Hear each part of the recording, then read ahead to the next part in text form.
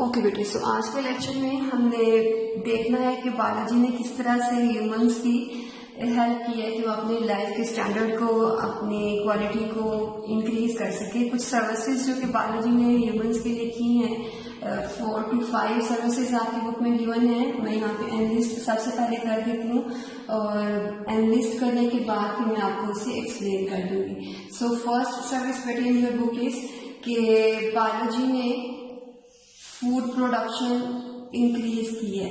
Food आपको पता है हमारी बेसिक नीड है, तो सबसे first service is increase of food production.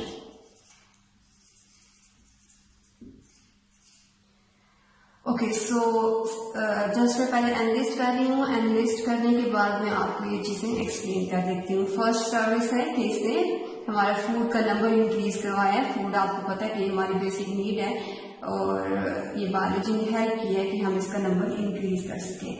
Second service in your book is के बायोलॉजी ने बेटे हमें हेल्प किया है कि हम किस तरह से डिजीज को कंट्रोल कर सकते हैं। ठीक है, सो सेकेंड सर्विस जो कि ह्यूमंस के लिए बायोलॉजी कर रही है कि हम डिजीज को कंट्रोल किस तरह से कर सकते हैं, ये सेकेंड सर्विस है।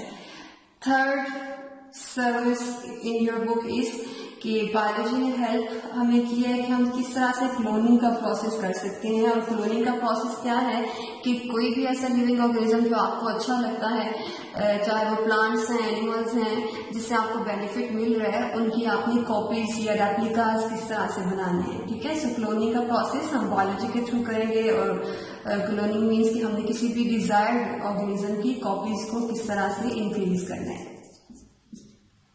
ओके, सो फोर्थ सर्विस जो कि बायोलॉजी हमें प्रोवाइड कर रही है, या बायोलॉजिस्ट जो कि बायोलॉजी में साइंटिस्ट जो काम करते हैं वो हमारे लिए हेल्प आउट कर रहे हैं, वो फोर्थ सर्विस है कि हमने इन्वायरमेंट को किस तरह से प्रोटेक्ट करना है और कंजर्व करना है। So protecting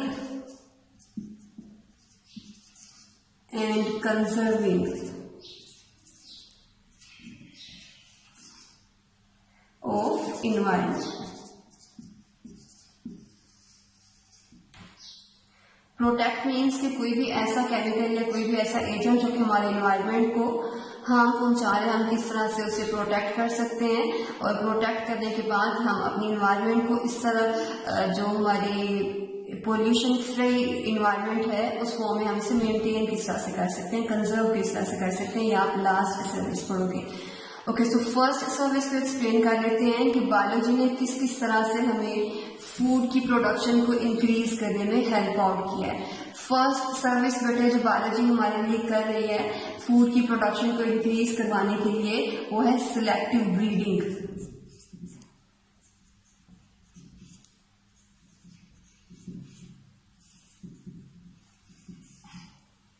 okay, selective breeding का प्रोसेस बेसिकली हम कहते हैं कि कोई भी जो मैटिंग का प्रोसेस है, मैटिंग आप में से बहुत से स्टूडेंट्स को पहले पता होगा, रिप्रोडक्शन के पर्पस के लिए किसी भी दो अपोजिट सेक्स के लिविंग ऑर्गेनिज्म के दरमियान अपना नंबर इंक्रीज करने के लिए, बेबीज प्रोड्यूस करने के लिए जो भी रिलेशनशिप है उसे आप मैटिंग कहते हो। सिलेक्टिव ब्रीडिंग या सिलेक्टिव मैटिंग का मीनिंग क्या है कि जो भी डिफरेंट सेक्सेस के लिविंग ऑर्गेनिज्म एक दूसरे के साथ मैटिंग करना चाह रहे हैं, उन्हें आप सिलेक्टिवली खुद कंट्रोल करोगे। सिलेक्टिवली खुद कंट्रोल करोगे, इसका मीनिंग क्या है? फॉर एग्जांपल यहाँ पे ये सिलेक्टिव ब्रीडिंग जो है ये एनिमल्स की भी हो रही है और प्लांट्स की भी हो रही है। कोई भी फार्मर चाहता है कि उसकी इनकम इंक्रीज हो, वो अपना लिविंग स्टैंडर्ड हाई करे, तो एनिमल्स की ब्रीडिंग और प्लांट्स की ब्रीडिंग हमें क्यों चाहिए? सिलेक्टिव ब्रीडिंग स्पेसिफिकली हमें क्यों चाहिए? एनिमल्स फॉर एग्जांपल यहाँ मैं आपको एक एग्जांपल कोट कर देती हूँ। फॉर एग्जांपल कोई भी एक ओनर है, उस ओनर के पास एक काऊ है, वो ज्यादा मिल्क प्रोड्यूस करती है। फॉर एग्जाम्पल एक दिन के अंदर 30 लीटर मिल्क प्रोड्यूस करती है फर्स्ट ओनर की जो काऊ है। सेकंड जो ओनर है, सेकंड ओनर की जो काव है वो एक दिन के अंदर 10 लीटर मिल्क प्रोड्यूस कर रही है। ऑब्वियसली जो 30 लीटर मिल्क प्रोड्यूस करती है इसका ओनर जो है वो ज्यादा खुश होगा बिकॉज उसकी इनकम ज्यादा होगी। सेकंड वाला ओनर भी चाहता है कि उसकी इनकम इंक्रीज हो जाए। वो अपनी इनकम को इंक्रीज करने के लिए क्या करेगा कि किसी भी ऐसी काव के साथ जिसकी मिल्क की प्रोडक्शन ज्यादा है, मिल्क की प्रोडक्शन ज्यादा है मीन्स कि इसके अंदर ये वो जीन्स हैं, आपको पता है कि किसी भी लिविंग ऑर्गेनिज्म का जो करैक्टर है वो जीन्स कंट्रोल करती हैं। ओके, ऑब्वियसली इसके अंदर ऐसे जीन्स हैं जो कि ज्यादा मिल्क प्रोडक्शन को कंट्रोल कर रही हैं। सो यहाँ पे ये वाला ओनर क्या करेगा कि अपनी काव के लिए कोई ऐसा सिलेक्टिव लिविंग ऑर्गेनिज्म, यहाँ पे हम काव डिस्कस कर रहे हैं, तो काव को सिलेक्ट करेगा जो कि ज्यादा मिल्क प्रोड्यूस करवा रही है और अपनी काव की मैटिंग करवा देगा उस काव के साथ जिसकी मिल्क प्रोडक्शन ज्यादा है। अब इन दोनों काव की मैटिंग के बाद जो इनकी बेबी काव प्रोड्यूस होगी ऑब्वियसली इसके अंदर ज्यादा मिल्क प्रोडक्शन वाली डोमिनेट करने वाली जीन आएगी और इसके जो बेबी काव होगी वो भी ज्यादा मिल्क प्रोड्यूस कराना शुरू कर देगी। इसी तरह से हम प्लांट्स की एग्जांपल ले लेते हैं। फॉर एग्जांपल ये फर्स्ट वाला एक कोई भी प्लांट है जिसके अंदर फ्रूट प्रोडक्शन ज्यादा है और सेकेंड वाले प्लांट में किसी भी फ्रूट की प्रोडक्शन कम हो रही है।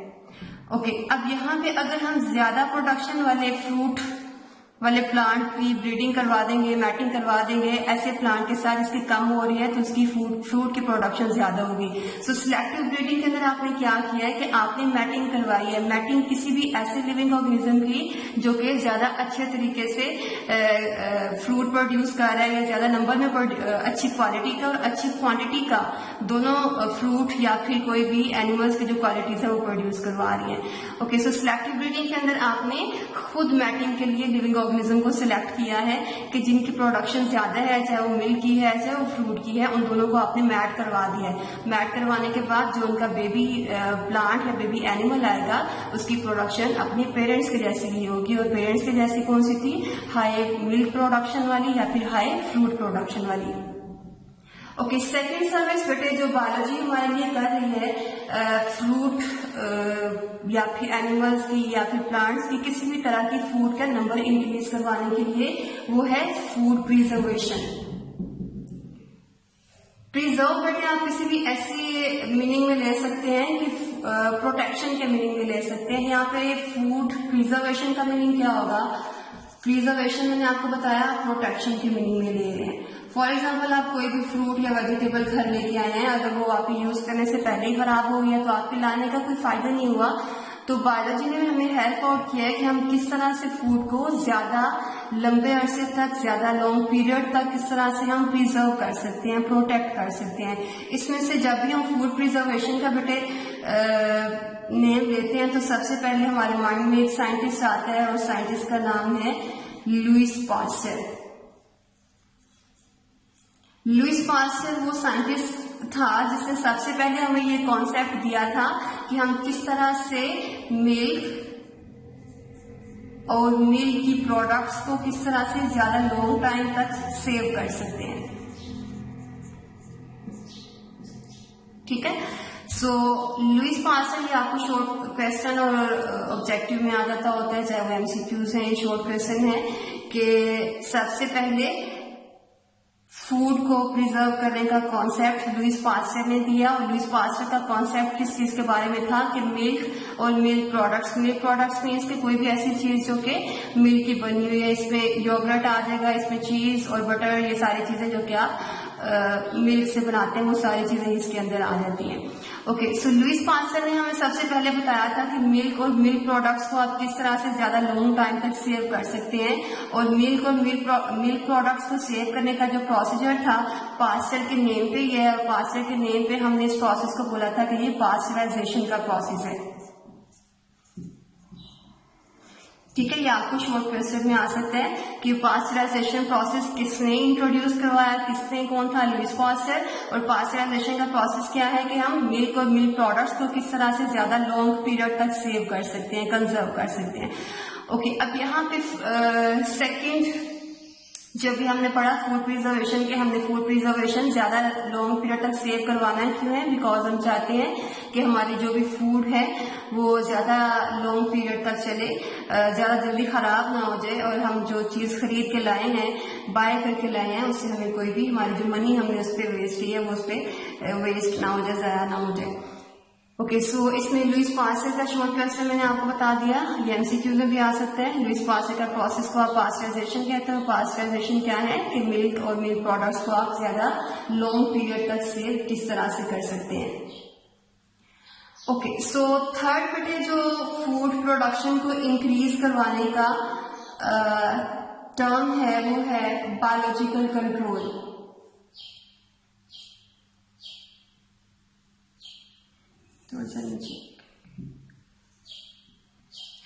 Okay, so biological control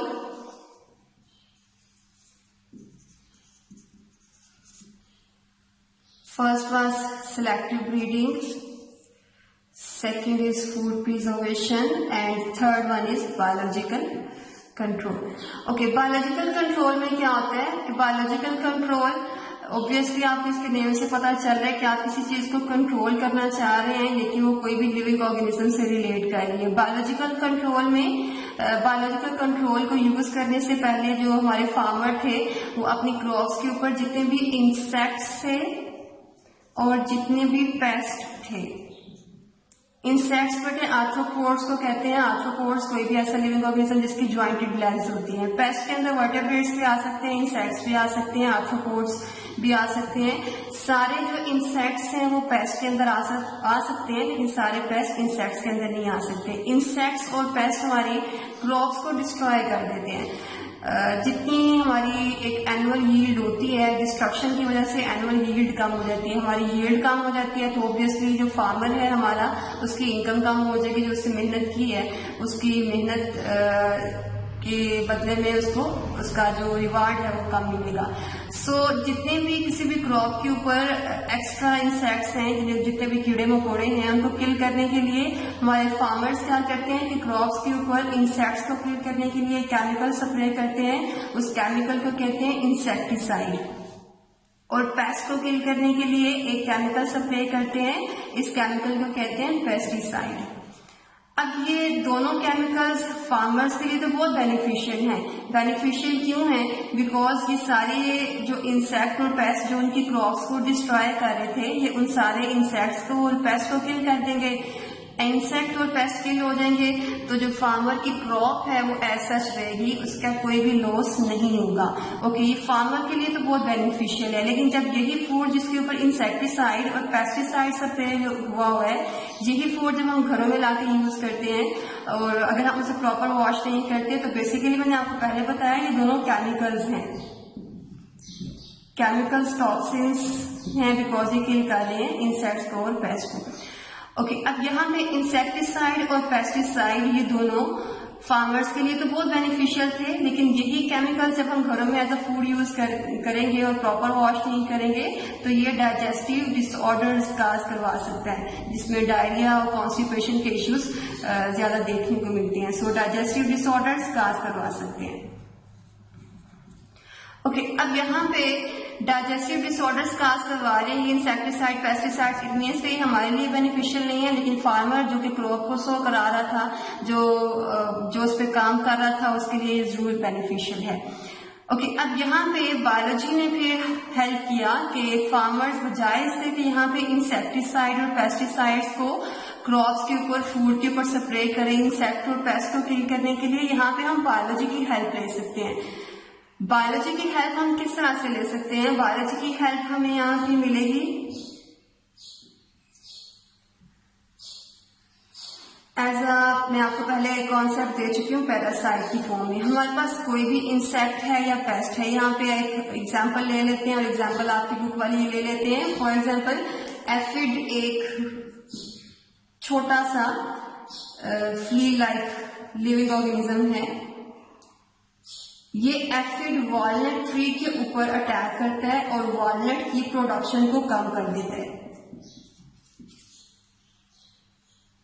ठीक है, सो ये एफिड एक कीड़े की तरह का छोटा सा लिविंग ऑर्गेनिज्म है जो कि वॉलनट ट्री के ऊपर अटैक करता है। वॉलनट आपको पता है, आप अखरोट को कहते हैं।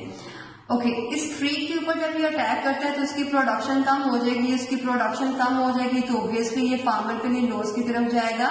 अब फार्मर को बायोलॉजिस्ट ने क्या आइडिया दिया कि बजाय इसके कि वो इंसेक्टिसाइड या पेस्टिसाइड को स्प्रे करे अपने वॉलनट ट्री को सेव करने के लिए, वो इन वॉलनट ट्री के ऊपर एक ऐसे लिविंग ऑर्गेनिज्म छोड़ दे जो कि यहाँ पे इस एफिड को एज अ पैरासाइट अपने अंदर रखेगा।